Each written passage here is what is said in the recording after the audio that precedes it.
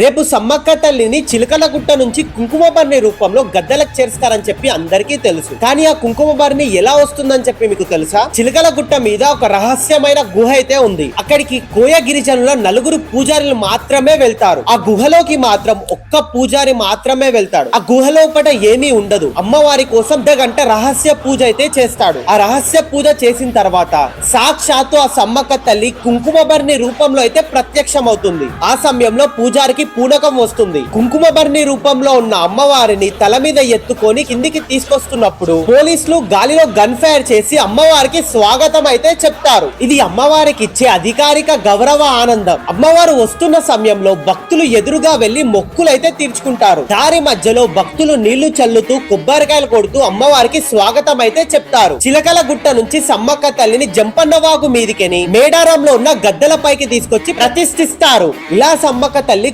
కుంకుమబర్ణి రూపంలో ప్రత్యక్షం అవుతుంది. ఇప్పటి వరకు మీలో ఎంత మంది సమ్మక్క తల్లిని గద్దెల మీదకి తీసుకొస్తుంటే చూసారో కమెంట్ చేయండి. వెళ్ళని వాళ్ళు ఖచ్చితంగా వెళ్లి చూడండి. ఎందుకంటే మేడారంలో ఇదే అద్భుతమైన ఘటన. వెళ్తే ఖచ్చితంగా కార్లోనే వెళ్ళండి. ఎందుకంటే మేడారం జాతర అయితే స్టార్ట్ అయింది. మీకు బస్సులు గాని ట్రైన్లు కానీ ఏవి ఖాళీగా ఉండవు. కంఫర్టబుల్ గా వెళ్ళాలంటే ఖచ్చితంగా కార్లోనే వెళ్ళాలి. మీ దగ్గర కార్ లేదు ఎలా అంటారా? మా లాంగ్ రేకాస్ యాప్ లో కార్ ని బుక్ చేసుకొని వెళ్ళండి. కార్ ని మీరే డ్రైవింగ్ చేసుకుంటూ వెళ్ళొచ్చు. మీకు 7 సీటర్ కానీ 5 సీటర్ కానీ ఏ కార్ అయినా మీకు అవైలబుల్ గా ఉంటుంది. కార్ ని బుక్ చేసుకోవాలంటే లాంగ్ రేకాస్ యాప్ అయితే డౌన్లోడ్ చేయండి, లేదా 90004784 నంబర్ కి కాల్ చేయండి. ఇలాంటి మంచి ఇన్ఫర్మేషన్ గురించి ఈ పేజ్ అయితే ఫాలో చేయండి.